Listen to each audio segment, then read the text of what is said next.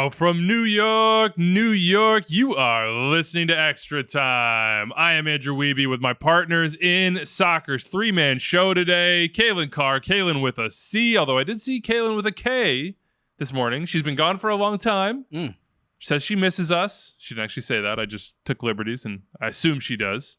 So we'll see her at a later date. And then Tom Bogert. No David Goss. He's doing his MLS Next tournament calling. Frisco? Is it Frisco? It's gotta be. It is. It's Frisco? Oh, back to the promised land. Yeah. He's been called home, you might say. The king of Frisco. Exactly. What's up, guys? How you feeling? How you doing? Good, man. Good weekend. Yeah? Yeah. Yeah, what'd you do? I went up to Vermont. Oh, I might have seen that on the Gram stories. Doing a little reporting over the weekend. I didn't post anything. But maybe that's from the girlfriend then. Okay. Yeah. You're sleuthing. Yeah. I am sleuthing. How's Vermont this time of year? It was raining. So I actually played a lot of FIFA. What? Nice. That's shocking. Yeah. My game is a little rusty. You're playing with MLS teams only, though, right? Of course. Yeah. You got to stay on brand. Who would you choose if you were going to play with an MLS team right now? Cincinnati. Yeah, Lucho. When was the last time you were Lucho. stuck into a FIFA game? Like, how rusty were those skills? I lost. Well, it was also tough because they were playing with Real Madrid. So Yeah. You know, look, no excuses. We got to work. We got to get back to training. exactly. This is a collective. I got to hit the sticks. Pat Noonan, like, we could be better. Yeah. No doubt. So I'll keep you posted. Okay. Maybe not on the podcast. Yeah. You had. By the way, this reminds me. You just filed something for the Athletic. You also worked there. Watchability rankings. Did Cincinnati top your list? Excuse me. They did not. Oh. I would start saying spoilers and not give it all away, but I've been on Twitter talking about how the Columbus Crew are the most watchable team, and I even had a little rubric. I had a little grading thing, and Columbus, pretty much in a blind vote, they still got number one. Wow, state of Ohio getting all the plaudits off the top. Cincy are very high up there before Cincy fans get upset. Okay. Again. All right. Big show for you today. Best thing we saw from Matchday 19. That was a truncated slate over the weekend. There is Matchday 20. We're recording this on Tuesday. On Wednesday, 12 games. On Saturday, more games. I mean, it does not stop, and we're all the way through till the All-Star game in D.C., and then, of course, Leagues Cup after that. Do have some news on Leagues Cup. One, Lionel Messi is said to be playing in that tournament against Cruz Azul to get things started with his MLS life, unless somehow, some way, he ends up in the All-Star game. Please. Why wouldn't he be? But we'll get to that at a later date.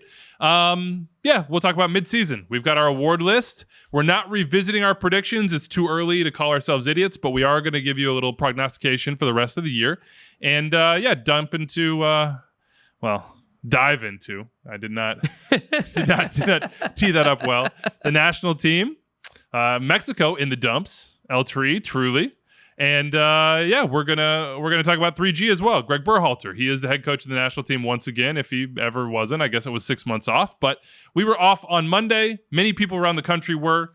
Juneteenth. If you did not see these jerseys, I threw it up on the wrong side. Miss on my part. Beautiful, beautiful jerseys. I want to shout out artist Johnny Lee and the photographer and charcoal pitch founder Mel D. Cole. They created these collectible jerseys for every team in MLS. It's beautiful. It's sort of a flower and hands, and the theme is the seeds we plant, the flowers we share. More details at MLSsoccer.com, but you can get these jerseys. You can buy them. They're also being auctioned, signed by players, proceeds supporting the local Black impact organizations in the markets of every single club. Those auctions run through June 28th. I will say, when I was growing up, Juneteenth in school otherwise was not something I was super familiar with, and it's been incredible over the last few years to get a better feel and idea for what we're celebrating and why we're celebrating it. Of course, you know the history, but you don't know it in the depth that I think in sort of the public sphere, it's now being talked about and discussed in a more widespread way, and knowledge is, it's the starting point. Kaylin, what'd you think of these jerseys, about the initiative here? Awesome. Yeah, it was cool to see. And Mel Cole, great to see him involved. And I got to meet him some years ago when I first moved to New York. Met up at a soccer pub and watched some games, just DM'd each other, became, friends. So nice. Cool to see MLS working with Black artists, Black photographers, and BPC being at the center of it too. So that collaboration, and it, the jerseys just look great. The end result is just a absolute beautiful jersey and a really cool execution. So MLS auctions.com is where you can bid on those jerseys. Go check them out. They are signed by players, and they're just super cool. Got the Juneteenth patch on the side as well. All right, best thing you saw from Matchday 19, 6 games. Kaylin, should be easy to narrow in on what you liked. What do you like? Yeah, the MVP, Hany Mukhtar. I mean, You're just branding it. It's just is he defending not MVP. He's still the MVP. He's the defending MVP. Defending. Oh, see, I thought you were just okay. yeah. Got Oh, it. you're getting there. Yes. I mean, We'll get there, I guess. Yeah, we're gonna get there. But yeah, I mean, he's stole the show. He's basically stolen the show the whole season, doing what he does. I think the St. Louis, I thought this was going to be kind of like a good measuring stick for them. Maybe a little bit of, I don't know. They've been in the last few games, maybe haven't hit their highest level. I've had some injuries. Now it's gotten worse. Loving out. Sounds like for 4 to 6 weeks was what was That's out. rough. Yeah, same thing with Klaus. He's out for another.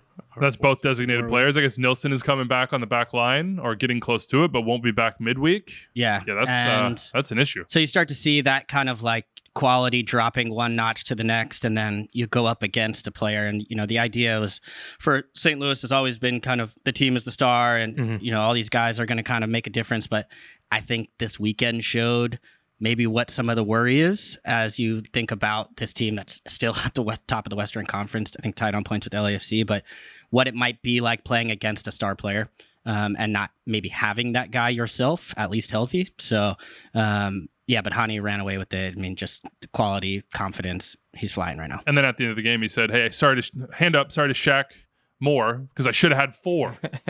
Like that's the sort of form he's in. I just went back and looked at his season last year because 13 goals so far through today, June 20th, is best in MLS. It's Golden Boot leading. It's incredible. He's on pace for more than he had when he won the MVP in 2022.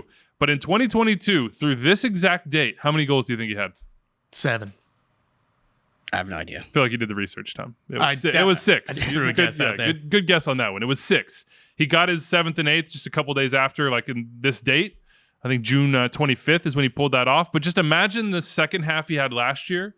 Now, not saying he will replicate that this year, but you could add a DP number 9, and you have a defense that's just as good, and a Hany Mukhtar that's on even better form. Like the overall team seems better. He could obliterate or at least beat what he did last year. You know that he's on our fantasy team, right? Yeah, no, Golden Boot draft. Yeah. He's a keeper from last season. I forgot who I was with on this show, to be fair. So, you don't need to tell Tom and I. I'd sort of push the Golden Boot draft to the back burner. I'll wait till I'm up near the top and then we'll rekindle that one. Congratulations, though. Well done. Yeah, Thank you. Well, Thank you. Good job. Okay, Tom, what about you? I have 2 things because I forgot about it in the meeting. The first thing, the San Jose Earthquakes bocce soccer. The viral video. Oh, yeah. That I think was the best thing I've seen all season. So for people who haven't watched it, the halftime entertainment was a few fans coming down to the field, and they were doing a contest to pass the ball from the top of the 18 and get it closest to the kickoff spot in the center circle as possible. And the third person who went up, whoever was before them put one like 2 or 3 yards away from the center circle. It was a phenomenal strike. This person comes up and passes it, and it dead stops in the middle of the center circle. It was the most phenomenal thing I've ever seen. I couldn't imagine it. How many tries does it take you to even touch the center circle, like kickoff spot with the ball and stop it there? Not just roll it over. Not like that. I mean, left foot too. Left-footed player, class. Technique was on point. Someone's got to pick him up. If you dropped me onto that field and told me I could stay there for the rest of my life and I have as many attempts as I want to, I wouldn't be able to do it. It was incredible. Yeah, under pressure. It was insane. Well done. What did he get? Did he win anything? I don't know. That's a great Probably question. like French fries. That's got to be like a car. Yeah, it's like, and you have $30 credit to the Lobina, the largest outdoor bar in North America. Congratulations, sir. Like pat on the bottom. Get out of here. Okay, waste that one. Can I still give you one from San Jose? The Yeah, premature celebration. Did you see this? Jeremy Abobasi just absolutely laces a ball off the crossbar. They have it all set up. I don't know if they have it set up or if there's a guy back there with his finger on the button waiting to do the smoke celebration. Right. Atlanta had the fire, but they have the pyrotechnics of the smoke. He hit it so hard, it just immediately went off. So it was just pure, like somebody was a little quick on the trigger, whatever it was. Just no goal. I don't know why. It just made me laugh. The sound of the crossbar made too is insane. Yeah, the whole thing was incredible. That's kind of cool though, if you think about it. If you smack the crossbar hard enough, you start doing that every time. Yeah. I kind of think they should just roll it. That's like when you make a mistake, you just roll with it from then on. Yeah, no, that's just like, that's canon now. Yeah. Right? Like if you hit the crossbar hard enough, like we set this off for you just as like a, it's auditory, it's visual. You got to go up a level if it goes in. All the senses. Yeah. Smoke versus fire. Mm-hmm. Okay. I like it. I'm here for that. But the real one for you, best thing you saw. Pablo Ruiz scoring from inside his own half against DC United. Essentially in the run of play, this wasn't like the Lucas Zelarayan goal, which is obviously insane in and of itself. But that was kind of a quick turnover and a really great play by Zelarayan to look up and notice the keeper off his line and sending it over him. This was in like a run of possession because DC United have Tyler Miller playing, really aggressively to try to help with the back line and the pace for balls in behind.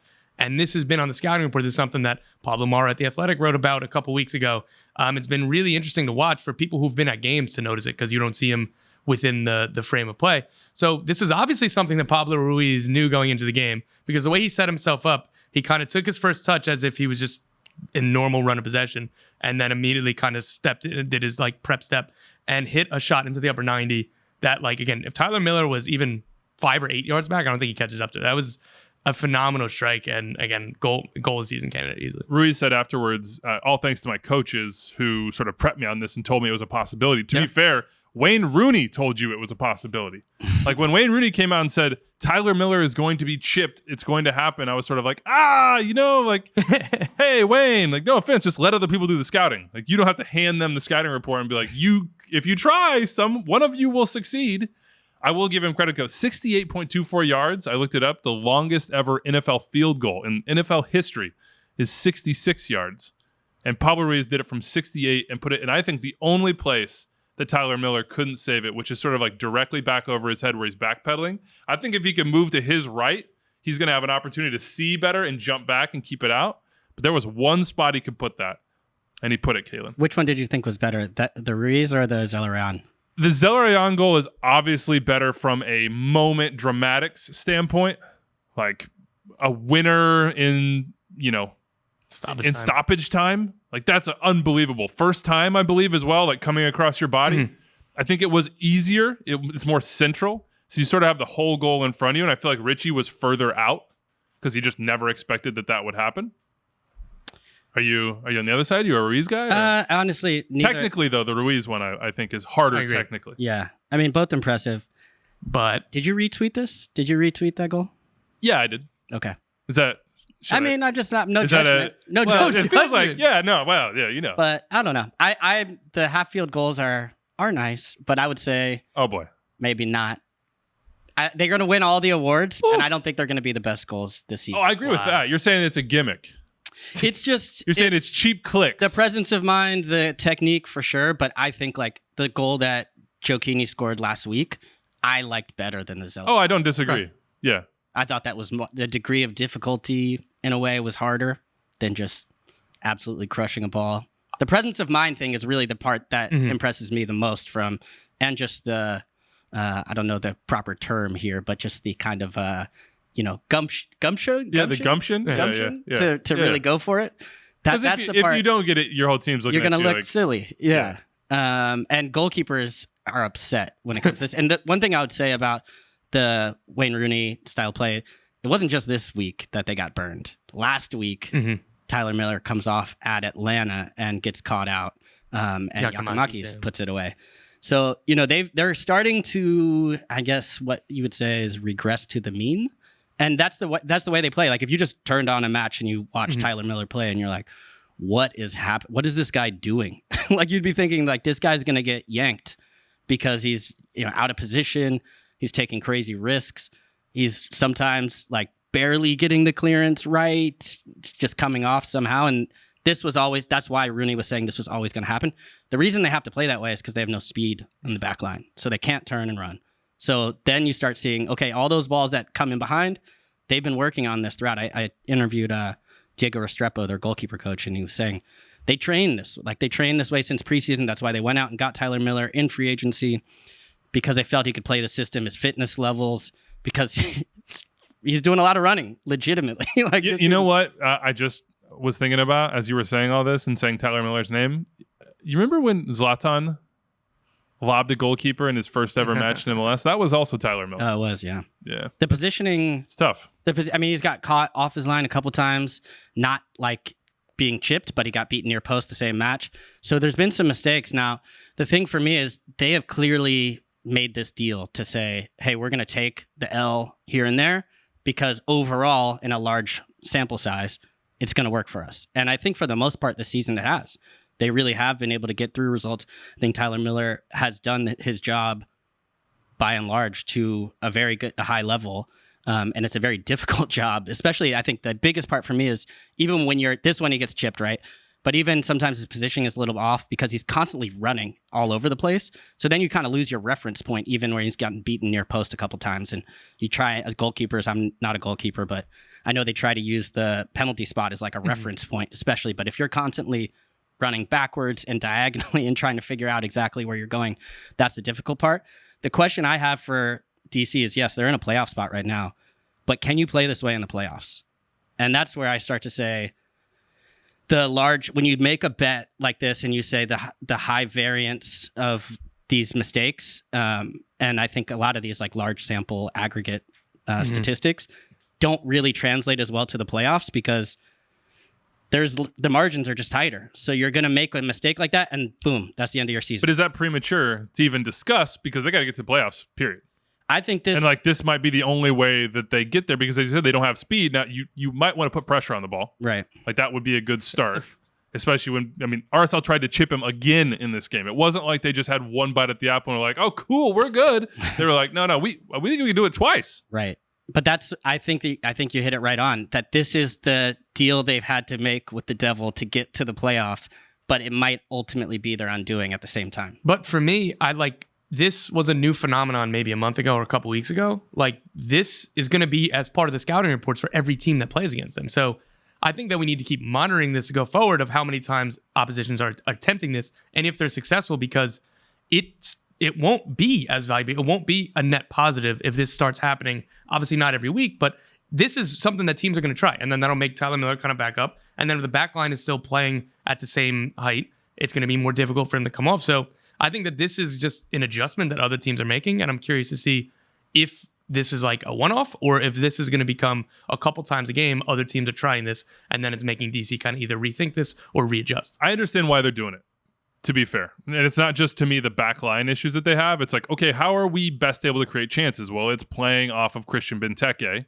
And so we need to be advanced. Like we need to be up the field for him to be able to bring balls down and pass it around and not have us be doing that at our center circle. Essentially, yeah. Otherwise, because they don't have the speed, they're gonna be sitting on their own, on their own 18 because they can't. Yeah, it allows them to win the positioning battle to tilt the field further in their direction and allow Benteke to get in more advanced positions. But yeah, it's worked. Like I'm saying, it has worked by and large this season. It's just when you mess up, it's going to be it's going to be a lot more public. It's hard to escape those moments. And then I actually think they're going to continue to send him forward like that. They're 100%. Just going to say, no matter what, keep going, dude. Don't forget, don't back off because you got chipped. That's going to happen. Now's the point where they're going to have to, I think they're going to double down even more so. But yeah, teams are going to look out for it. But to be able to pull it off, as much as I was going back and saying, maybe that wasn't my exact, It's not your Golazo. You can understand why it is, but it's not in your heart. That's not your It's a weeby reach. It's getting an automatic retweet. Yeah, no, you're right. For sure. And the comp to the NFL is looking up the NFL stats and digging deep. Yep. Yeah, you're right about that. Gonna hit it with the quote team too, just to make sure people have my take on what is already an obviously incredible opportunity. It reminds me a little bit this whole scenario, both DC taking the risks and other teams being like, I can hit that shot. Like, why couldn't I do that? I was at the carnival in New Jersey. It's like a carnival game a little bit. It's like you know what I mean? You're like, I'm going to pay $15 to win this little basketball. Yeah. But I did it. Like, we got it. Like, it might take me 5 attempts. attempts. The Top Golf version of MLS. Yeah, a little bit. Can you hit it over the net? Yeah. Like, hey, he hit it over the net tonight. Like, wow, successful night. A bunch of balls into the side netting. You fell down on the turf, but who cares? Mine is going to be a late winner from Carlos Vela in Matchday 19. I was on the pregame shows with Nigel Rio-Coker. Sometimes I get pressured in making predictions, even though I know that is just literally the stupidest thing to do in this league. And I just jumped out there and I was like, my guarantee of the night is Sporting Kansas City are going to beat LAFC at home. LAFC started 2 guys in their first MLS game, I believe. They had 3 homegrowns on the field. There was no Vela. Bouanga was with Gabon. And I just thought they've been, in it, struggling. Don't have a win since the CCL final started. Kansas City at home, they just ran over Austin. They're flowing. They're rolling. KC wins this, no doubt. And, of course, they didn't. Carlos Vela late on with a nice little finish. His second goal from the run of play, his 5th overall this year. And there was more drama, which we covered on Instant Replay. You can watch on MLS Season Pass or YouTube. Sporting Kansas City thought they should have had a penalty from Daniel Shalhoub earlier in the game. They thought Roger Espinoza's goal, which was scored late on as well, should have stood. And I don't think it should have. And that was the call on the field. But it was a dramatic ending. And maybe LAFC got a little bit momentum to get them going to these 8 games until the All-Star game. Try to right the ship a little bit. Okay, match day 20. We'll get through this quick and then turn our attention to transfer news from Tom over here. We got a laundry list to run through, as well as MLS midseason awards. So 12 matches on Wednesday night. You can stay locked in, of course, on MLS Season Pass on Apple TV. MLS 360 will be off and running. It was not going last weekend because there were only 6 games, but it is back. And, of course, match previews for every single individual match we did today, which you can watch on Season Pass as well. So we won't dig into the individual matches. We will, however, tell you that you're going to see some changes in lineups. That's because international absences are sort of stretching on a little bit here from the break. There's some games on this Tuesday, and of course, hard to get back to the United States or Canada on a Wednesday and play. Plus, there are something like 40 MLSers in the Gold Cup, and all of them are getting called in, and that's getting started as well. So we're going to do it a different way. You pick a team who's going to be hurt by Gold Cup absences, associate that to the game on Wednesday. Kaylin, get us started. I would go with Cincinnati, not based on sheer numbers. Although, is Lucho ready for the Gold Cup? Not yet. No. The process is ongoing. Okay. Right, Tom? Yeah, it's ongoing. We just trust the Athletic. That's too bad. Ever since that got stuck in my head, I'm like, I'm ready for this to happen. Lucho in the Gold Cup, and that is like that's an ETR fever dream right there. I'm now remembering, was Benny Philhaber's goal in the Gold Cup final? Was that yes. Okay, I was at Mexico. That game. Yeah, in Chicago. I was at that game. Yet another loss for. I was trying to think of L3. like number 10s that have scored great goals. I somehow thought of Benny.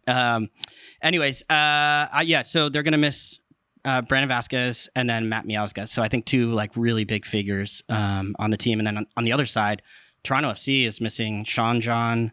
Who else? Osorio, Richie Larea. Yep. So a number of important pieces missing. And maybe not as many players, but I think when you think of the position and the importance of the players, these are 2 teams that I think are going to be missing some important guys. Cincinnati, I believe, has won their last 12 home matches, all comps, including the Open Cup. They're 9-0-0 in the league.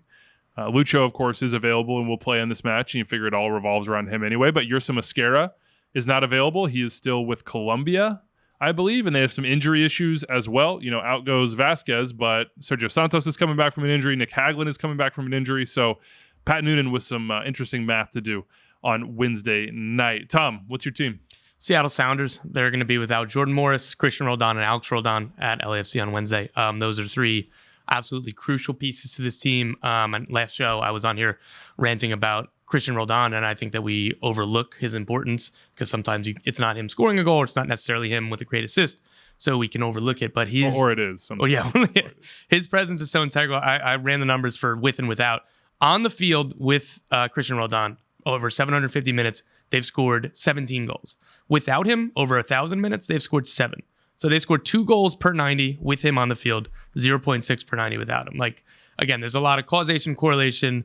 Maybe not every single point of this or every single decimal point is Christian Roldan, but the correlation is strong and clear that this team is worse, much worse without Christian Roldan. So the Seattle hits both the quality with, again, these 3 players and how important they are, but regardless, that's 3 key starters. Like, that's a lot for Seattle to be without for potentially a month or however long these teams are in the Gold Cup. Roldan scored a goal today. Nice little diving header. Alex Roldan. Sorry. Yeah. When I said that, I was like, I did not. Against Jurgen Klinsmann's South Korea. Yeah, did not specify. Whoa, I didn't even realize that had happened. And then is that real? Yeah, and then he came out and said something about playing Heung-Min Son as a number 8 in the next game, and everybody kind of in South Korea are like, and just people on Twitter are like, oh, that's right, Klinsmann's there, and oh, that's right, Klinsmann is still doing weird lineup things, which sent everybody down a rabbit hole of, hey, remember when Michael Bradley played as a number 10 for Klinsmann, or hey, remember when Ali Bedoya played as a number 6, like all these things about like, hey, and Jermaine Jones was a center back. I would go with Jossie Zardes as a outside back, but that's just me. If you were choosing interesting Klinsmann decisions,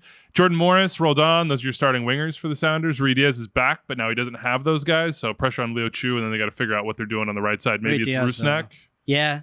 Could they play Baker Whiting out there? Yeah, maybe. Cody Baker and then Yeah. Yeah, Rui Diaz being back in form though is big because he's just in time. Yeah, his first time coming back, he missed a couple chances where I was like, what? Like that never happens.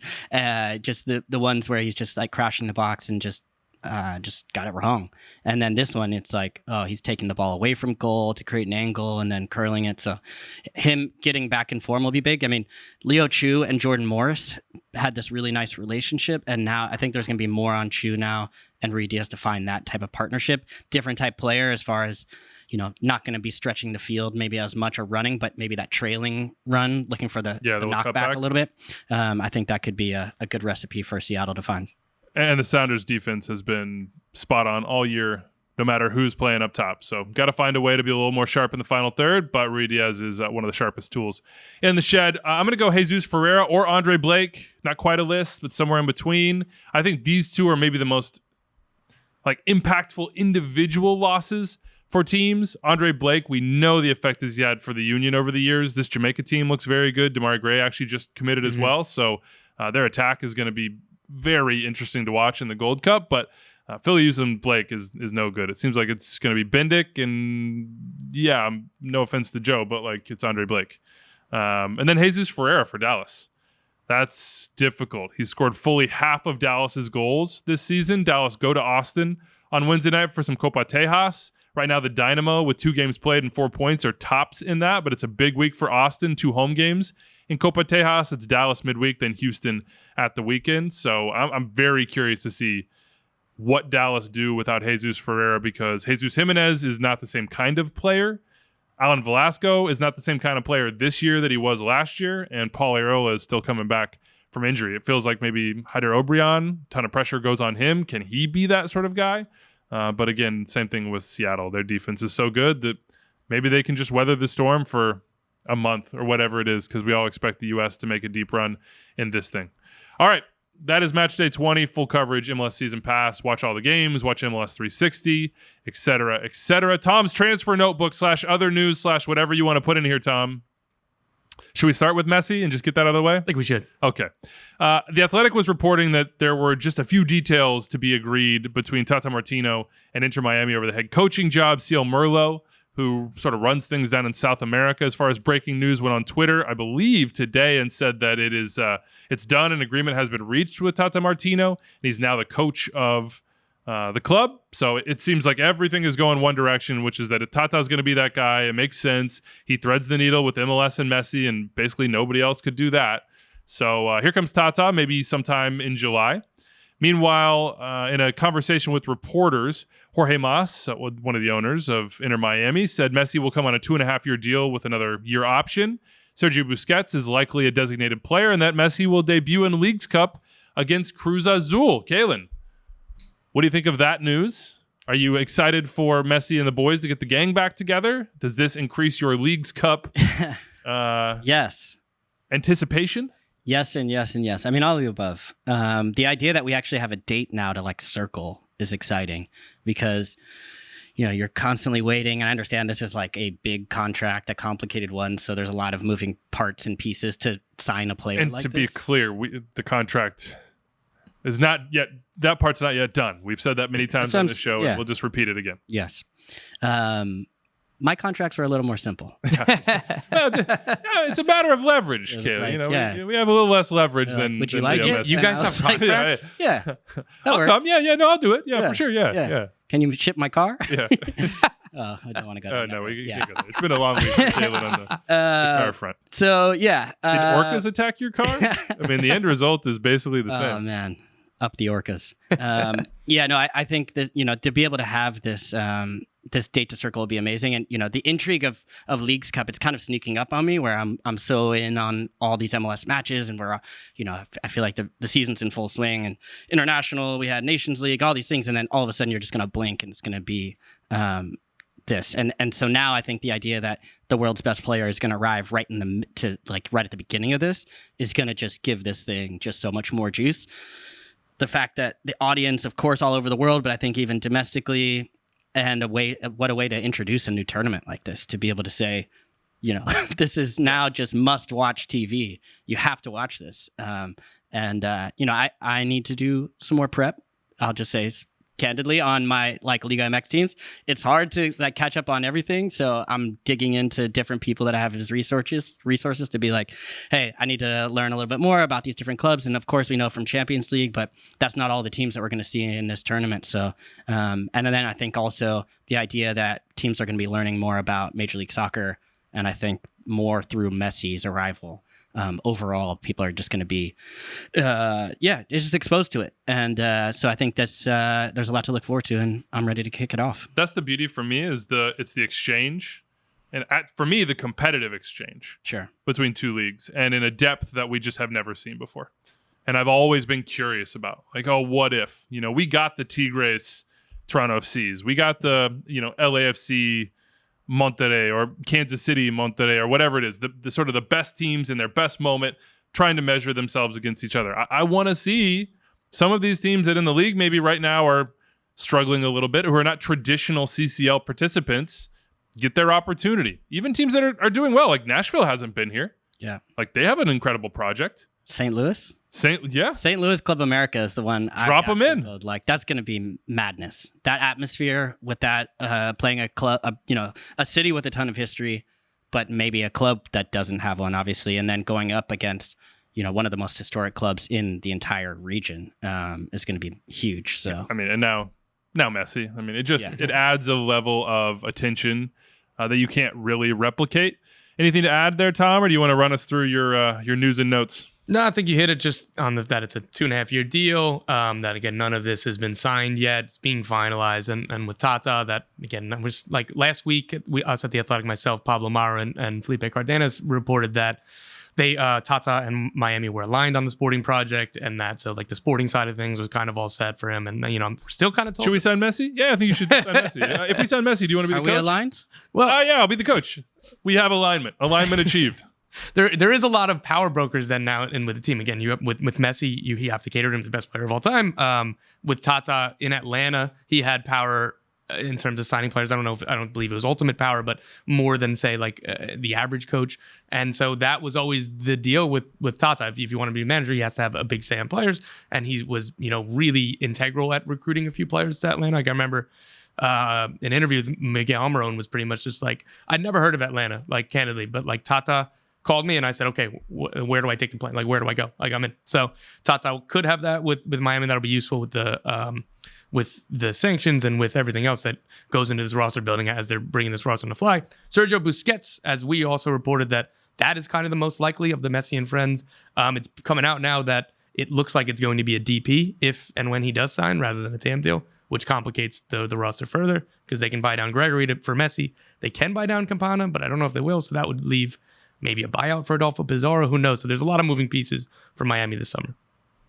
I'm going to go ahead and make a prediction on this show that Rodolfo Pizarro is going to have his contract bought out. Yeah, it makes sense. Yeah, I think that's pretty. Yeah.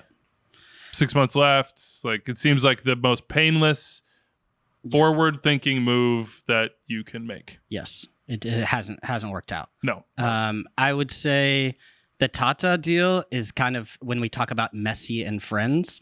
That would be the friend that I would be most excited about if I were an Inter Miami supporter or for anybody who wants to see this project succeed. And I think there's a lot of people who are interested in that. And, for me, it's such a unique combination of like a manager that has the trust of Messi, that has managed him before, that has the respect at the highest level, but then also has the unique knowledge of Major League Soccer. And that's the biggest part to me because we've seen time and time again from the early Beckham project, which I keep referencing, where I believe, who's the manager they had back then? Is it Ruud Gullit? I think Jalab was the first manager. Jalab at first, but then I think Ruud Gullit came in.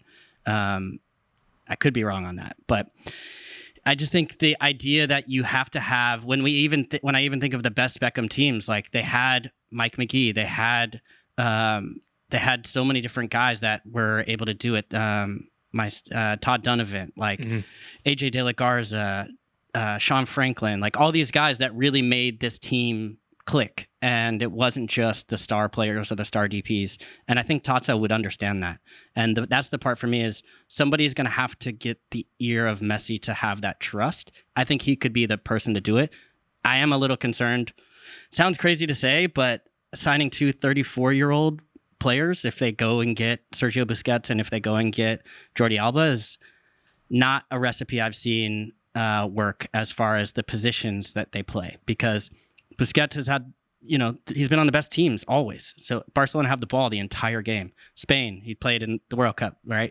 We were talking about this before, he still has the quality. There's no doubt about, I'm not saying anything of I don't want Sergio Busquets into my team. But when I look at what this team needs, or what this team is, the reality of this team and where it's at right now, they're not a team that, to this point, can dominate the ball, or is going to, it's not like you're placing him within a team that, has this system set up and has this fully baked system that you add Busquets into the middle of, prime LAFC teams a few years ago or whatever, and it's just like Taka, Tiki, Taka, whatever you want to call it. That's not what's happening in Miami. Now he could elevate that to some, but also, what are you going to do? It's is he going to be the one to chase down Hany Mukhtar in transition? Absolutely not.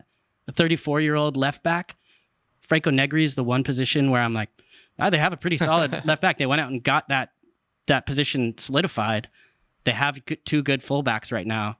So I understand that he's a friend, and that's a part of this. When you sign a player like this, it's all right, well, how do you? But that's where I think the Tata Martino part can play an advantage of being hey, these are some of the ways that I've seen this work in the league.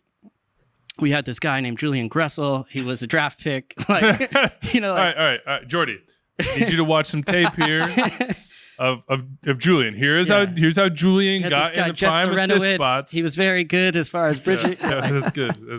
Parkhurst, those are the pieces where I think it might be difficult to understand of no, we're not just building Barcelona. We're not just building the Spanish national team with as many pieces of those parts that we can bring over. That doesn't quite add up for me. There's a big challenge here. And the challenge is, to your point on the sanctions, that has limited their ability to create the foundation that Messi will come in on. They've just had less resources, and they've had to give away resources to sort of make that up. So that's already you working from behind. The other challenge is that 2.5 years is frankly not that long. Messi is the best player who ever played, in my opinion. I wasn't alive or coherent or conscious enough to watch many of the others that people would put into that list. It just wasn't my time, but for my time, it's clearly Messi. But 2.5 years is not that long, especially when you're working back from that sort of, that head start that was taken away from you. So you got to get it going immediately. There's no we'll build it up, and in 2 years, or, but if FC Cincinnati can do it, surely there's a way for Inter Miami to do it. Chris Henderson is incredibly smart, great scouter of talent. They may have to go find that talent in different parts of the world. Tata Martino will, of course, be very good at helping with that. Anybody would want to play with Messi, just like anybody would want to manage Lionel Messi. That will be an advantage. But I'm fascinated. I hear Taylor Twellman say, don't judge him on 2023, wait till 2024. And I completely, rationally get that. I just am not sure how much rational reaction there's going to be to Inter Miami and Lionel Messi. Agreed. I think that's asking for a lot from people. And I don't think people are able to compartmentalize quite that way. And maybe that's our job. Maybe I'm like people need to be, and it's no, Weavy, you need to be. You're the one sitting here with a microphone talking about it every week, but it's going to be tough. It is. I think the Leagues Cup might be able to help them in a way to, it's a chance in a tournament, in high leverage tournament format, to figure out your team a little bit, and I think that's going to be important. It's going to be that said, it's also going to be a circus. Yeah. Well, it's a warm up for the Open Cup semis, to be clear. That's where that's where we're really forget the league. Messi winning the Open Cup. Yeah. Oof. Wow. That's a dream come true. That's huge. I do think that'll be interesting. But I am still on board with I think we're going to go later into it, but I just want to put it on record. 7 points. 7 points out of the playoffs right now. Lionel Messi. I think they're making it. Okay. Yeah, I think they're making it. Okay. All right, take us through some news around the league, Tom. Tell us what's working behind the scenes. Real Salt Lake, after spending a club record fee to get Chicho Arango, we're still moving. They are finalizing a deal to sign Atletico Nacional defensive midfielder Nelson Palacio on a U22 initiative deal. Fees around $2 million. He has one cap with Colombia. Nacional are in the Apertura final with against Millonarios, I believe. Regardless, he was supposed to travel this week but RSL are letting him stay and play the 2 legs. The second leg is Sunday. So he'll travel next week. Again, the summer transfer window doesn't open until July 5th. So Real Salt Lake, there's no reason to, I guess, force him to come. But yeah, so that's a U22 initiative defensive midfielder on the way. Classic Nacho Piatti situation. Hey, finish up, my man. Hang out with your boys while they go for Copa America. A little bit different situation, but definitely a position they needed to reinforce. I think he's like 85 games first team level in Colombia. So looks like a good price, a good profile as well. Speaking of RSL, there's a Nottingham Forest trio in Major League Soccer of the Lone Army from Forest that seems like are trying to hold on, or teams are trying to hold on to. What's going on? Yeah, RSL are trying to keep Brian Ojeda. He's on loan from Nottingham Forest. DC United are trying to keep Lewis O'Brien, who's on loan from Nottingham Forest. And Toronto FC are trying to keep Richie Larea, who's on loan from Nottingham Forest. In speaking to all of these clubs and sources, I'm getting a lot of the similar things, is that it's going to really come down to money. So this might not be sorted until the last days of June or whatever, and when the loans all expire. But there is an understanding that these 3 players probably don't fit into the first team at Nottingham Forest, and that Nottingham Forest are going to be reasonable enough. But that works in a way that, Lewis O'Brien has offers in the championship. Who knows if he'll take that over DC, like whatever that's working. These are 3 players to watch because all 3, their loans expire at the end of the month. Teemu Pukki? If we're talking English soccer here, is this gonna, it seems like I have just assumed it's going to happen based on the things that I had heard. Should I stop assuming that, or is it just a matter of time? That's my assumption. I'm not sure if I have enough to say it's a matter of time or not, but again, I'm working under the impression that Minnesota United are going to sign Teemu Pukki. He's a free agent after leaving Norwich City at the end of the season. Well, his contract is up in 10 days. He's on international duty with Finland. Minnesota have been working to try to sign him, and they cleared a DP spot for him to take up, but Luis Amarilla leaving. So Minnesota United are trying to sign Teemu Pukki, and that ever-revolving door at center forward is looking likely to get another shot, but nothing's done there as far as I know. Robin Led also from Finland, right? Mm-hmm. Okay, so international teammates. I could see that working out. Yeah, it's a little Finn Army. Yeah, I like it. Yeah, I like it too. Too bad Robin's hurt, but you can welcome him in. Scott Arfield, another free agent. That's a name that I haven't heard in just a little while. Yeah, Charlotte FC are finalizing a deal to sign former Canadian international midfielder Scott Arfield. He just left Rangers when his contract expired. He used to play for Burnley, as did Ashley Westwood, current Charlotte FC player. This will be an 18-month contract. He landed, I believe, on Friday in Charlotte to do medical and finalize this, so this should be done soon. I know that they were in the market for a free agent, more veteran. They want more veteran leadership both on and off the field, and another body in central midfield. We'll see if he can kind of break into the first team or if he's just going to eat up a lot of minutes as a rotation. They're also looking to add to the defense. Left back is a position that I've heard. So again, Charlotte are trying to be busy and trying to add to this roster. Portland are very, very close to signing a center back. This has been the plan since they traded Bill Tuiloma. Zach McGraw stepped in, and they hoped that he'd be able to be a starting level player. He has been a starting level player. They were always set to add a center back to this group regardless. I'm told that a deal is very, very close on that front. They were intent to make sure that this was going to be ready for July 5th. So, we'll see what the visa process happens with this player. It's an international player, whether or not he will be able to debut in that first game. But the idea is that they wanted to have this all wrapped up, the visa process going, so they would have a center back reinforcement at that time. They're also working on probably what will be a young DP winger. There's a little bit of flux with that because David Ayala is out for the season with a knee injury, and they put him on the season-ending injured list, which would open up a U22 initiative slot. So it just depends on the cap machinations on whether if they bring in a young winger, it's going to be a high-leverage kind of player, whether it'll be a young DP or a U22 initiative player. It depends on kind of the final numbers and whichever player. They're not finalizing with any player, but they are kind of close on targets and like that's not something that's going to be imminent. I'd expect that to be closer to the end of the window, just because it's not a pressing need. Center back is a pressing need for them. And again, they wanted to have that in as early as possible.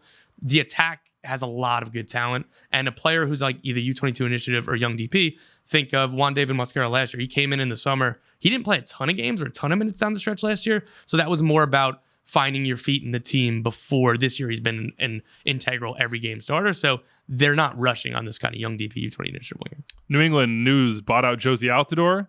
which I kind of was expecting given he was on max TAM. I know that Toronto had been paying a little bit of the salary on that one, but he signed an extension, so that was going to come up eventually, and it was going to be on the Revs.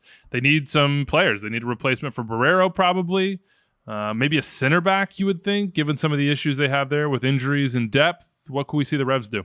Yeah, so the move to buy out Josie Altidore frees up, as you said, max TAM. That's a lot of resources. Moving Dylan Barrero to the season-ending injured list opens up U22 initiative slot. They're going to be active this summer. Winger is something that they want to bring in another kind of player. Again, like for like replacement for Barrero is unfair to whoever they sign because, again, Barrero I thought was one of the most exciting players in the league. He was really, really good before he got injured, so I don't want to put unfair expectations. I'm not sure about a center back. I have heard that they were looking for a central midfielder. I don't know where that stands in terms of that, but again, with this move to buy out Josie Altidore, New England are expecting to bring in 2 at least players. I think that makes sense, especially when you consider the fact they're still third in the conference through this rough stretch of injuries, and you could see Barrero starting to scratch the surface of just that X factor, that unexpected piece of play. So I they're hovering right around it, and you could think of, all right, if you want to really challenge Cincinnati and Nashville at the top through the East, going out and making a couple additions.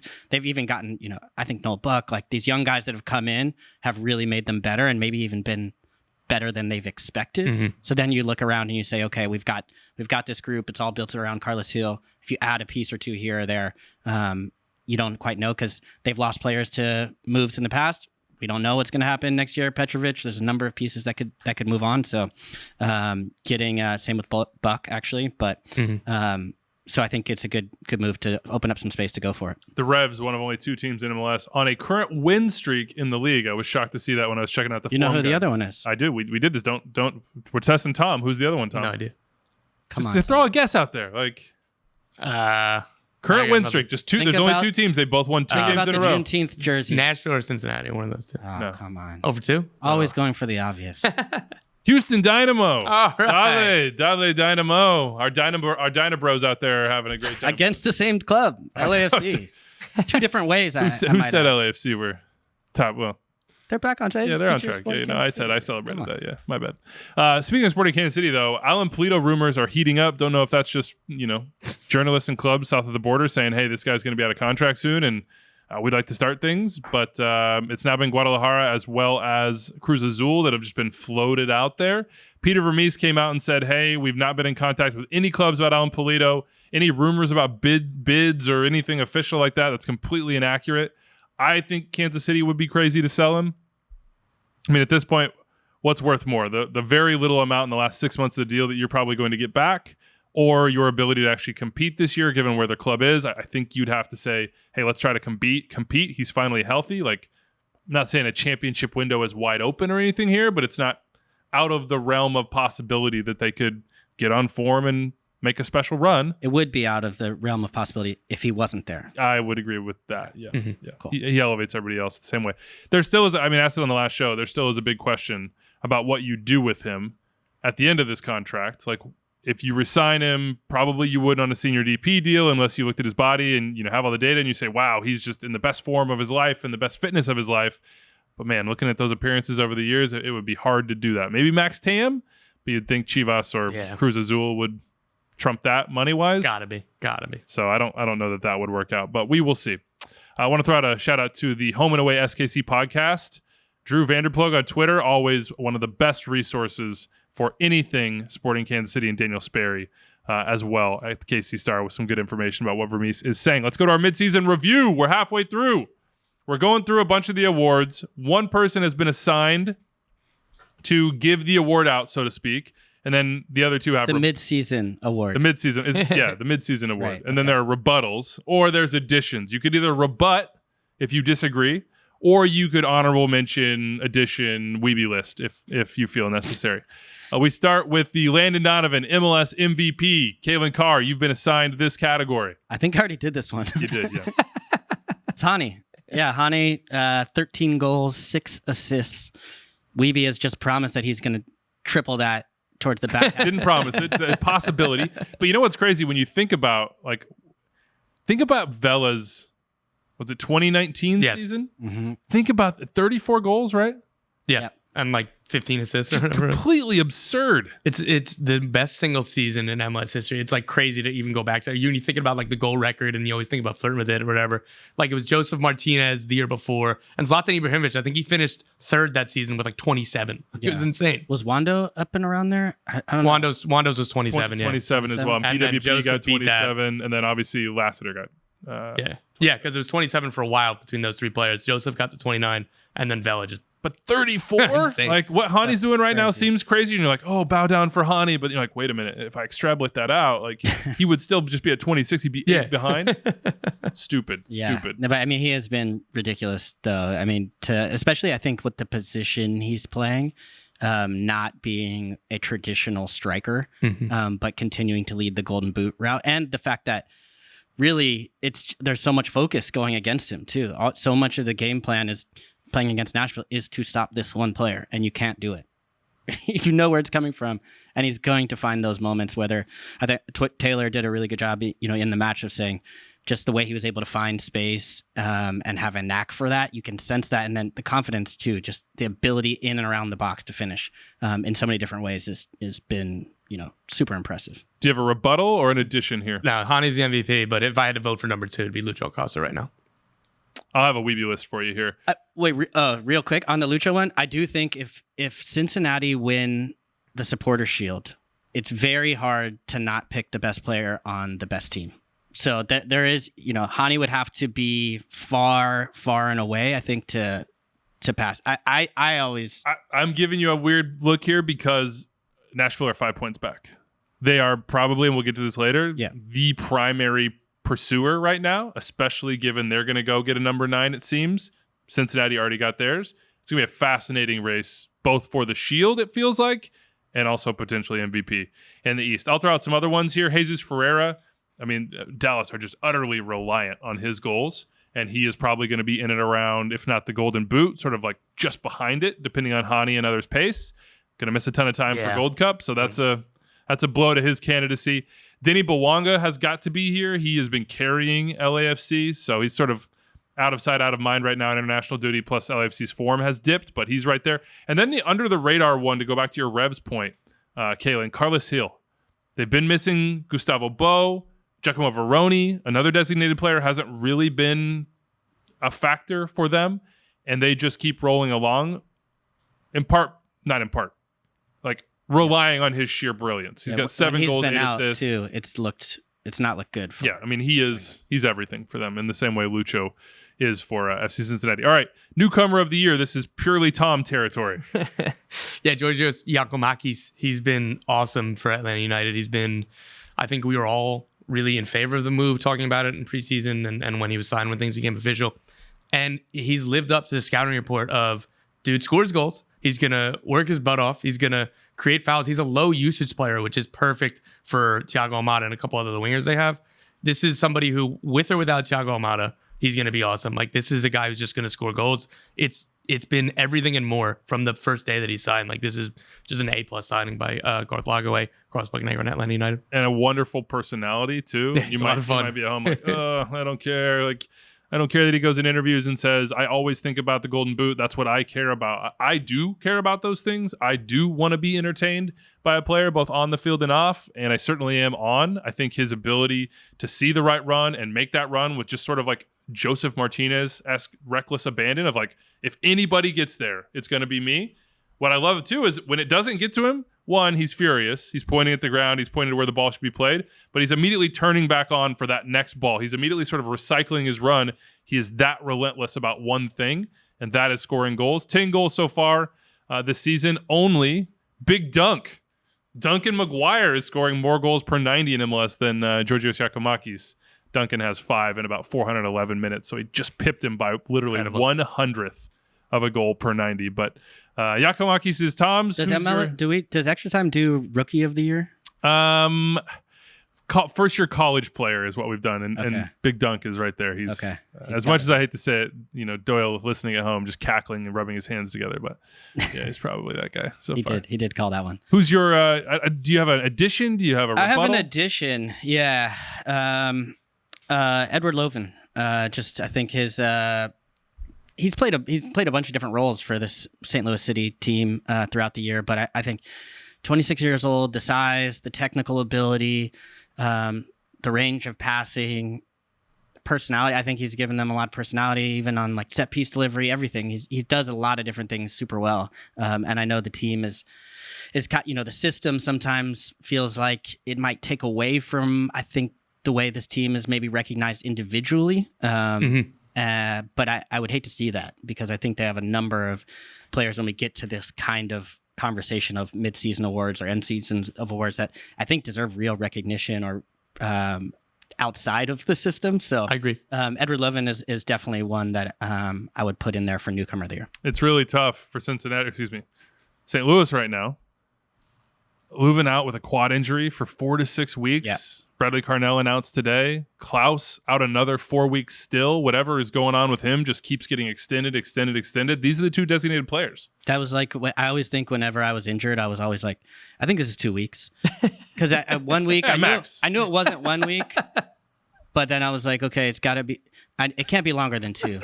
And then every 2 weeks, you're like, I think a second week comes. I think it's another 2 weeks. Yeah, boy. I feel like that's what's happening a little bit with Klaus, which is frustrating. I wonder if there's, if it's a freak thing, if it's like the load that they've expended so far. I don't know. It's something that why do I keep saying Cincinnati? I don't know. I don't know why. St. Louis are going to have to figure out. Oh, it's because I was going to say Ursa Mascara for newcomer of the year. That's why. Joe Keeney, another. I mean, Joe-Keeney's a good he's one. not a newcomer. He's not a newcomer. No, not a newcomer, but I don't know what would Kick you call saving it? a beauty, Kalen. Kick saving a What beauty. do you invent one? Come on, this is extra time. Expansion draft pick of the year. Hey, expansion draft. There we go. He's going to have it's going to be a tough one with him for Indiana Vasilev, who's also been. Oh yeah. Tim Parker. Well, he was a trade afterwards. Trade. Yeah. That was all in that day. We were together. Boy, in what a St. whirlwind Louis. day in St. Louis. Yeah. But Ursa Mascara is going to be mine for Cincinnati. He's been awesome, man. To be able to get a player of this quality, I think Wolverhampton paid what, $7 million for him. So to get a player of that quality on loan, my hope for MLS is that the league and the clubs can sign this player before it's sold. Be the ones that sell for $7 million. Like, I know that's much easier said than done, given the level of talent and how thoroughly Colombia is scouted. Yeah, But like still a $7 million fee coming out of Colombia is huge. Like the fact, like for a center back, no less. Like, so that shows how like highly regarded he was coming out of Colombia to Wolverhampton.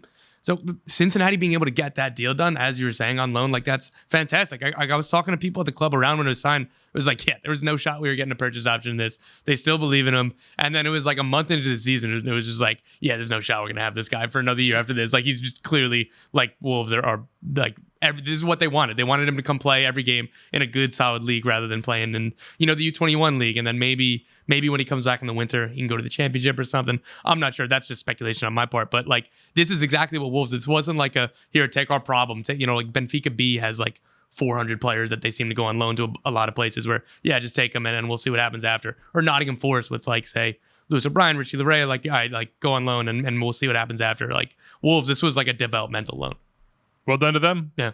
Good signing for Cincinnati. Really, really good player.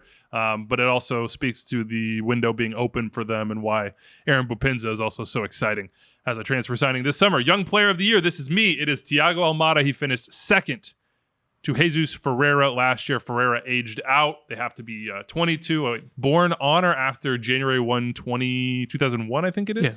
And Almada was born in April of 2001. 7 goals, 9 assists. Some of his production is sort of waned just a little bit, but 7 goals, 9 assists halfway through the season. Like, we've seen the talent on display. He is an absolute menace. It's not just to the stats, it's like what they look like. Yes. Yep. That's the part to me where you're just like, the class of the goals, the class of the assists have been next level. I don't think anybody's going to beat him here. So who are your honorable mentions? Aiden Morris, Columbus Crew, U.S. national team going to the Gold Cup now. He's kind of a shout for me. Or also, I hope I don't step on Caitlin as well, but Tallis Magno should be in this conversation. Not like not anywhere near Thiago Almada, but just another player for end of the battle. I wish there was more talent around Tyus this year. I think he would show his abilities more. I will just say for Aiden Morris, this is, to me, we always think on U22 signings is like outside the league. This is, I think, maybe the best use of U22 signings long term is when you have a homegrown or a young player that could leave, that will have transfer interest, and you're like, well, if to keep him, we got to pay him. this is a good way to do it under the cap, and then you also know what kind of production you're likely to get. Kalen. I would add Noel Buck to the list. Just 18 years old. Phenomenal. I feel like he's getting better as the season has progressed and started off very well. But I can see him growing. I don't know, Tom, if you've heard anything about his transfer value or when he might leave or not. I feel like I've said that I think this is, if you're a young player, you're playing week in, week out, and you're developing, that this is a pretty great place to continue that.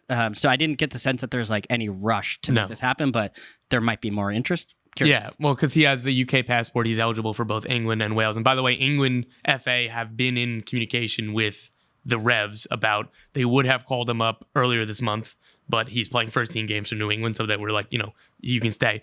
But we intend to call him up in the future. So again, he's a U.S. youth international who's on the radar of the England FA. They're very aware of him. There's a lot of clubs in England that are interested in him. Before this season, Tottenham tried to bring him on like a trial training session. That kind of fell through. And like from what I've heard, that Tottenham are like, yeah, like the budget that we were looking for if we wanted to bring him in, like he's played himself out of it. Like we're not going to afford him for like what we were looking for. So like that just goes to show like how quickly his quality has kind of jumped, or like his reputation rather has jumped over the last 5 or 6 months. Word on the street is, aka through my ears from the producers, it's producer Maria today, and Anders in conjunction as well, says we have to speed up if we want to talk U.S. national team and the Nations League. So, we'll speed up just a little bit. All-State goalkeeper of the year, Kalen, who you got? I've got Georgi Petrovic, and I think for me, it's partly based on play. I think there's been very good goalkeeping. Berkey's been great. You go through Andre Blake is always going to be on the list for me. Steph Fry has been not talked as much this year. Joe Willis. Yeah. So it's a tough one, but I think I've just seen what I see from Petrovic is just very rare. And I spoke to Bruce Arena about him, and he's had insane goalkeepers. Tim Howard,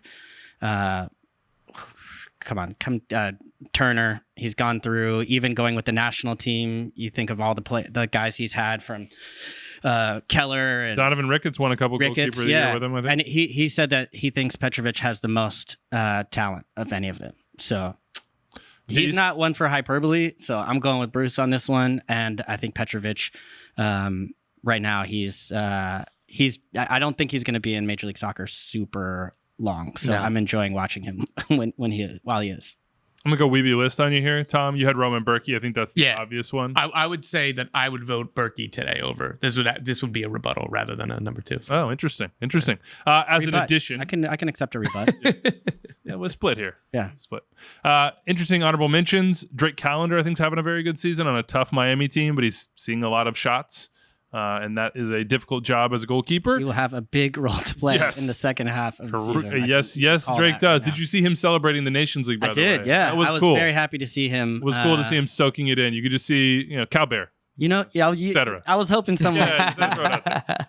I'll also throw Daniel out there for San Jose, and he just got back into the lineup, but he has been absolutely a game changer for them immediately. Making saves, taking goals away that you'd think have no chance of being taken away. So that signing was a question mark with Marcinkowski in there, but seems like a good one for San Jose. Defender of the year, Tom? Matt Miazga. This one's simple. The best center back on the team that's at top of the Supporters Shield standings with a really, really great defense. I'm going to back that.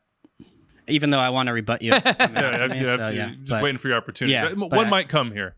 Don't worry, we got one. He is the mid of the year, so you can rebut that. Okay, no doubt. I'm going to go the Milkman, not as a rebuttal, but as a addition, like a partner. Jack Mayer. Walker Zimmerman has been out a good amount this year. Lucas McNaughton came in for Nashville, and of course, it's like, hey, what's up, new guy? And slot right in and don't miss a beat. I talked to some folks at the club, Dax McCarty, etc., about Jack Mayer and his development. They said that he has taken huge strides as a 23-year-old, especially vocally. He's good with both feet on the ball. He is bigger than I think he looks sometimes.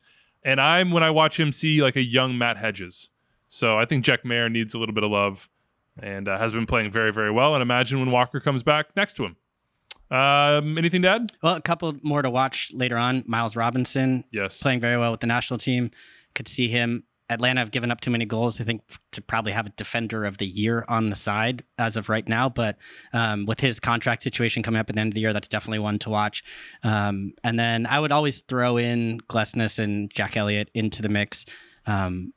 They're just top defenders. And it's kind of funny. I was talking to Jim Curtin before I did one of their matches, and he was talking about, he's like, all the defenders now like to, play out of the back and play with the ball. And his guys actually do that very well. I watched in that 3-back system where they send Glesnes forward. But he's like, my guys also like to defend. Like they enjoy defending. And I thought that was an interesting one because I think we all kind of fall into it a little bit of this like, oh, look at these line splitting passes and breaking lines and all that, and carrying the ball forward. And a lot of these guys we mentioned can do that. But ultimately, it's like, who enjoys defending? Who enjoys like taking it down? I would put Miazga in that group, Mascara as well. But yeah, I would add those two to the mix. Siggy Schmidt, Coach of the Year. This is me. I was between Gary Smith, Bradley Carnell, and Pat Noonan, and I just think it's Pat Noonan. This can change, but right now, if I was going to give it to one coach, given their form, given the fact that I don't think they've even played at their very, very best, and Brenner, a designated player, has basically been a no-show, as far as on-field production goes, and they still are here. Yep. Pat Managing Noonan, that. top of the shield. Yeah. Yeah, easy for me. Right there.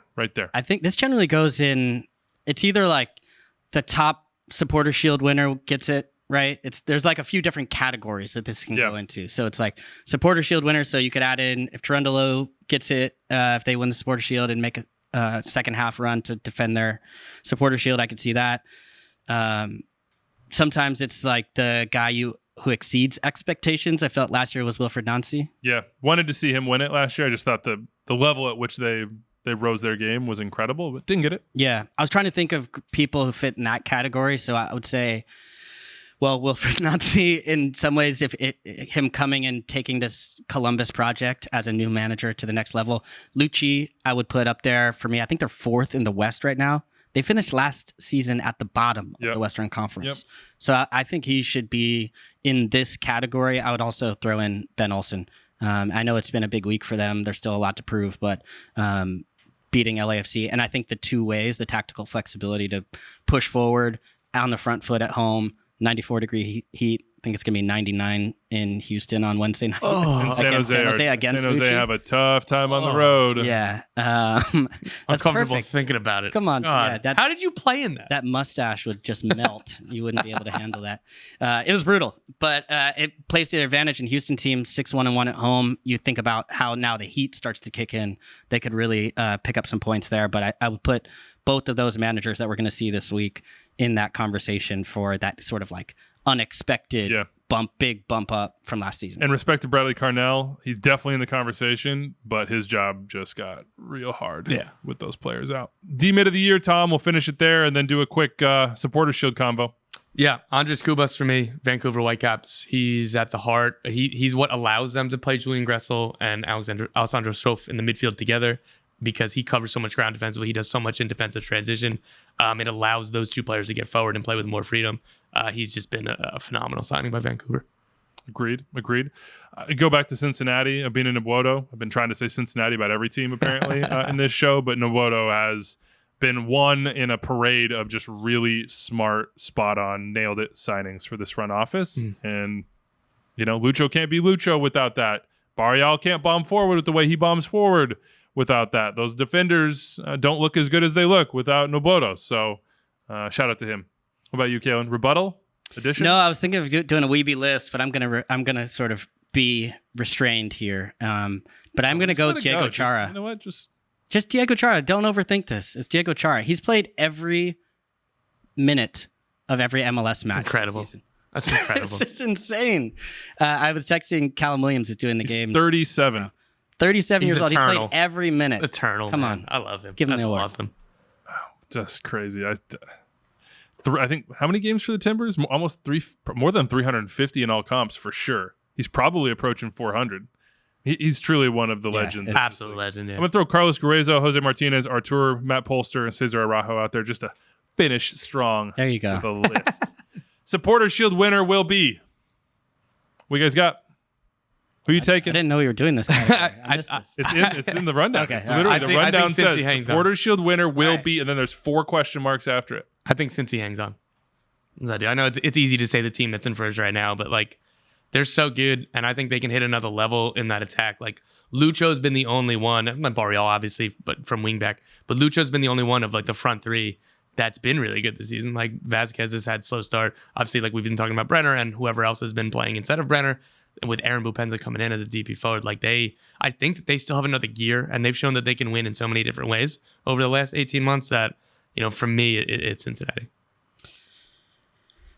They've got a game in hand on Nashville. So if they were to win this home match against Toronto, which I'm not saying is a guarantee, but they've won 9 in a row so far. And Toronto are missing some players and are just bad on the road. They've won 2 of 33 on the road and been shut out in 17 of those matches.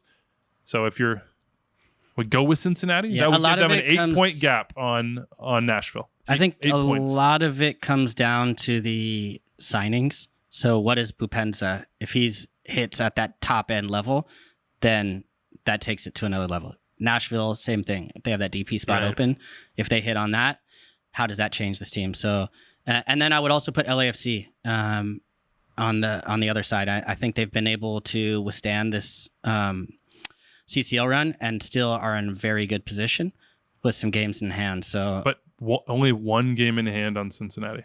So even if they win, let's say they win midweek against Seattle to get up to 17, Cincy will play at the same time, but I'm just comparing this version of Cincinnati right now in 17 games against LAFC on 16.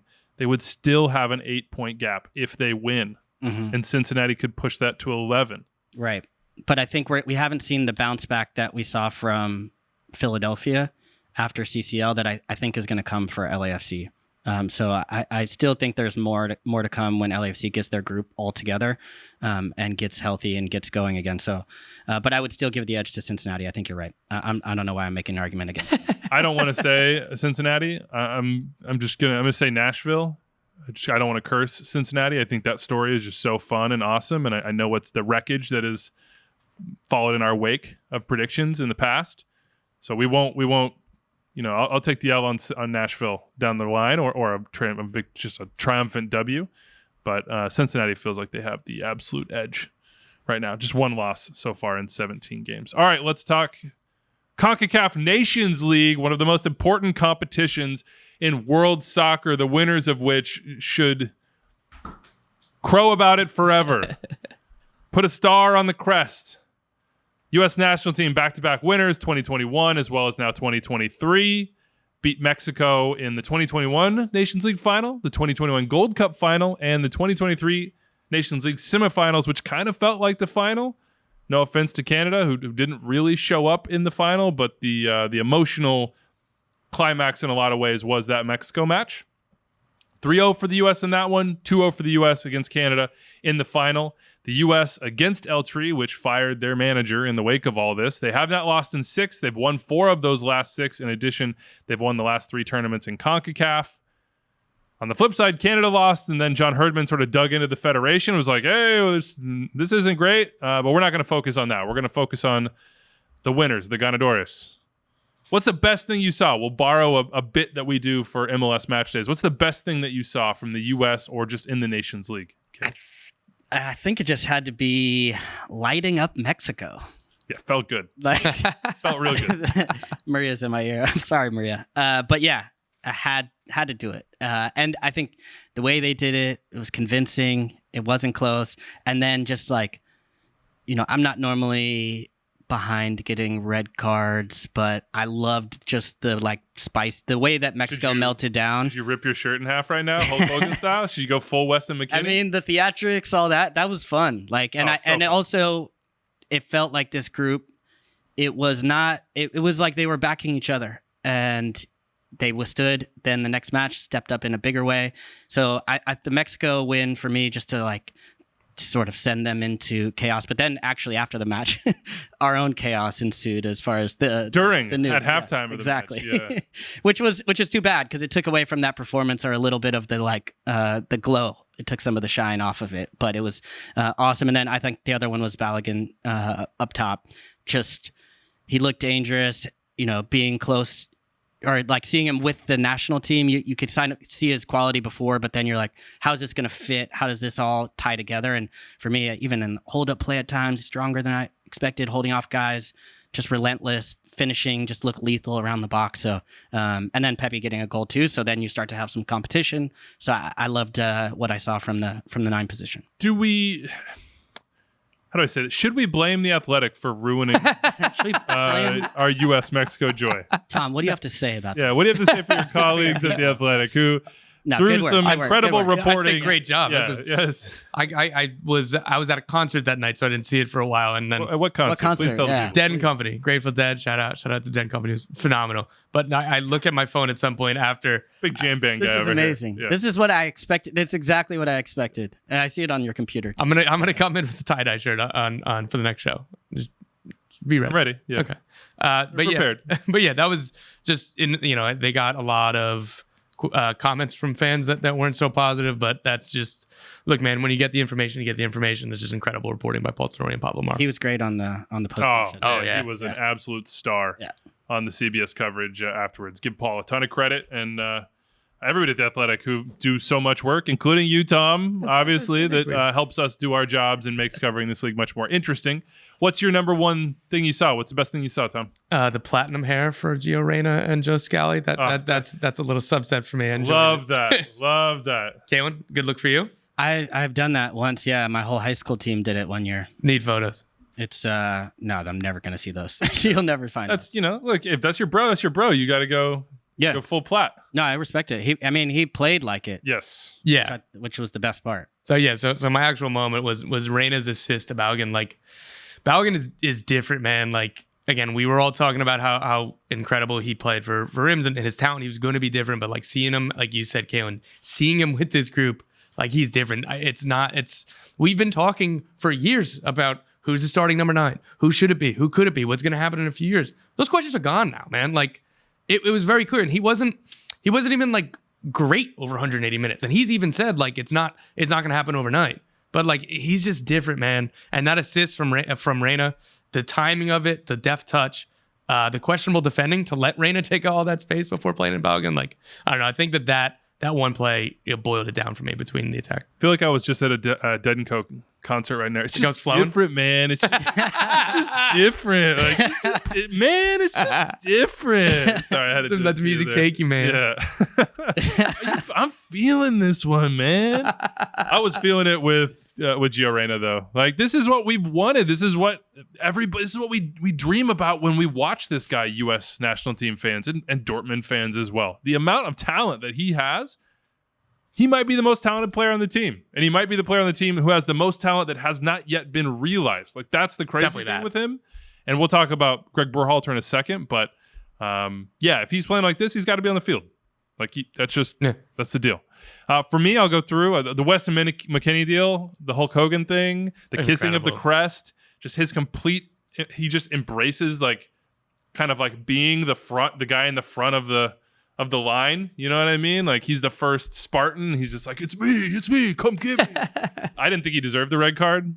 Personally, I didn't see the actual contact. I watched it multiple times. Far be it for this to be the first time that like hands to the net gets a dude thrown off in this rivalry. Like how many times has he taken that and it's just like, oh no. Yeah, specifically everyone him. Stays on the field. All good. Incredible. That was crazy to me. But it got me going. Like, and that's what I liked about these games is like emotionally you felt connected to these guys. Definitely. And you felt it with the trolley, like rock, paper, scissors between he and Pulisic for the Dos a Cero, which was just like super creative and funny. I felt it with Pepe scoring against Mexico. And obviously he, personifies so much of the connection between the two countries. And, his personal connection is so strong to both. So for him to have that moment, it just was like a really amazing thing to watch and sort of be a part of, even from very far away. I think this team is so fun to watch, and I go back to every single time, whether it be last cycle or this cycle and what we'll see in the future. They just got started with this. This is just the beginning for almost all these guys, whether it be at their clubs or international, and it's going to be an absolute pleasure to watch them realize their potential over the course of not just the next 3 years into 2026, but longer term than that. Like this is not it's not just a cycle till the end for them. So let's hit the Gregg Berhalter hire. That is the big news with the U.S. national team. That is what had people yapping and still has them yapping. I don't think that'll stop. Here's where I stand. I know that it's like a cop-out probably, and maybe it's lazy, or maybe you're going to say as you listen to this, like, how could you just sort of like abandon these things that are so important and shape the future of soccer in our country, et cetera, et cetera. But I just don't care anymore about the politics or honestly the process or even the manager. I think Gregg Berhalter is a good manager. I think he did a good job with a young team in a cycle in which they accomplished an awful lot and didn't quite reach that height of like, we could do X, but we did Y in the World Cup, but they have so much more upside to now explore. The drama during and after the World Cup sucked. It was awesome. It was not awesome. It was like a dark vortex that we all just kind of got pulled down into, and I just want to pull out of it, and I just want to push it away and be like, I don't care. If Gregg Berhalter doesn't do the job, or he fails, or they're not playing well enough, or there's more drama, or there's an issue, or Copa America goes terribly, like, change managers. Yeah. But in the meantime, I'm going to be exclusively focused personally on the players and what they're accomplishing and their personalities and their connections with each other and the way they just sort of personify this, this thing that I want to root for.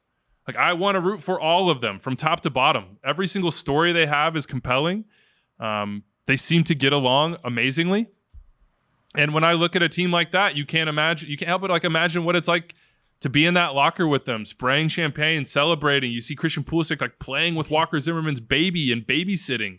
You see the speeches after the games. You just see a bunch of young dudes that seem to genuinely like each other, where Fuller and Balogun came in and was like, oh no, I need that. And there's going to be Zendejas, same thing. And there's going to be more of those moments. And so for me, I think Gregg is fine. He will help this team reach another level, I believe, and it's clear that they wanted him, and that was important in the process. And I recuse myself from the rest of it. Okay. Is that lazy? Is that a cop-out? I mean, I don't think the process doesn't matter. That's true and fair. And I do think it is strange that the way that this has happened. I think we can just be open and honest about also that. Agree. So it just seems sometimes I feel like you can get mired down into process, but I think it is important to do it. It's just it seemed like they went through the entire process and then picked the same manager. So, but the time that it took, to lead a process like that, and then the timing of the announcement, shout out to The Athletic, makes it difficult and awkward now where like the players were finding out like on air. It was a very strange thing. Left something to be desired. And I think it seems like the reason that he's not stepping in right away is because they are rightly understanding that you can't just walk into that locker room again the same way, which is part of the issue to begin with.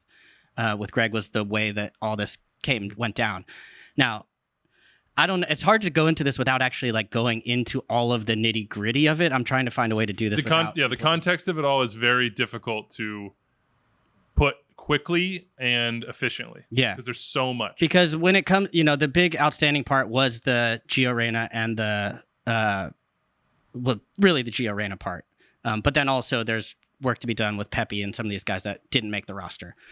So for me, like the Reyna part was one where it was like, okay, he handled it wrong afterwards, but I think he actually, what's being lost a little bit, and I understand that he handled it very wrong afterwards, but was the beginning part during the World Cup, which to me was like, he won the locker room there. Mm-hmm. Like that, to me, was where I was like, oh, he's got the team back now, like because he made the tough decisions at that point. Then afterwards, and that's a piece of it. That's a piece of the evaluation part too. I still have some questions as to like having a manager for 2 cycles. I think that's also a fair talking point or critique to say, can the same person? I understand now. Maybe the guys sound like they want him to have it, but can you get the best out of a group for 8 years, which in a manager lifespan is like 100. It's like in anywhere. Like that's it's a lot. And you look through across the world and you don't see that many managers having big success in that second cycle. So he's got to navigate that. But yeah, and I don't know if that like came to a conclusion of anything, but I do think there is plenty to pick apart.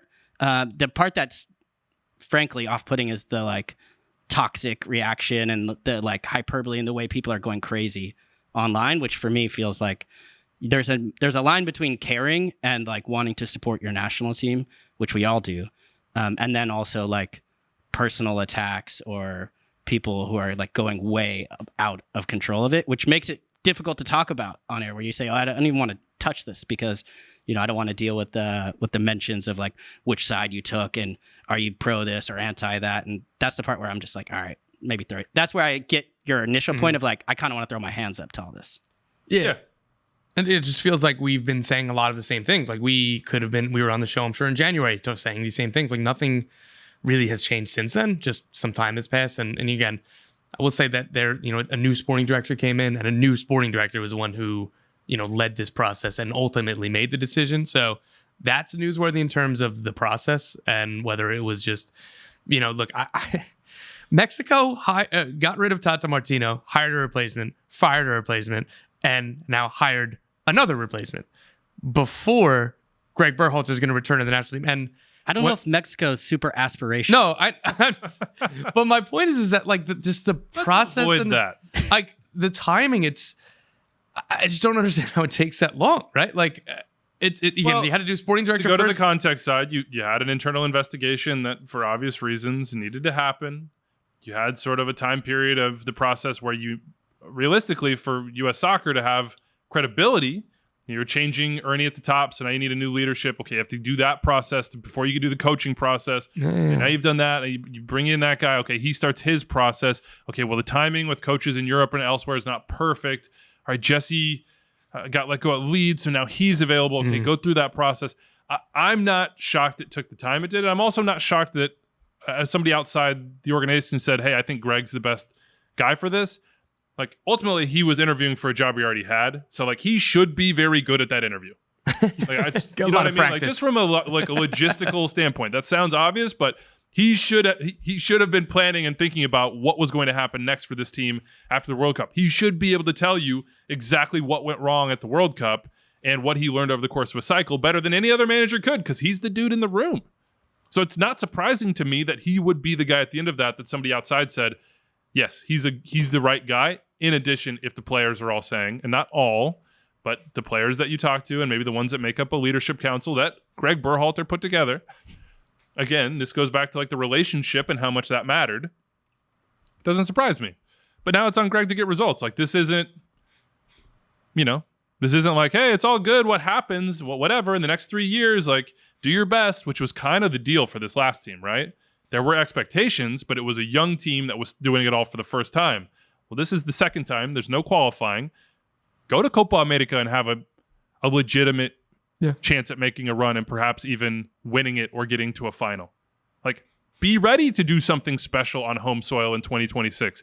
Not just be hopeful. Be ready and have that expectation within the team. Those are now the expectations. Like, they've been raised, and it's on him to meet them. And it's on the players to meet him as well, and I'm just going to be rooting for the players. Yeah, and you watch them, it's hard, to go back to the original point, it's hard not to get excited. Oh, yeah. It's so fun. Yeah. So fun.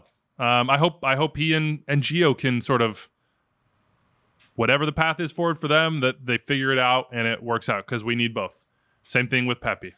So, yeah, it was a good one. All right, we will end on this note. Wade Witten Jr. said he was talking with a friend who was visiting next month for the All-Star game in D.C. They realized the Gold Cup final is on the Saturday before that All-Sstar game. Would ETR be able to host a live watch-along show for the final, club and country style? And there will be, I believe, at the Wharf.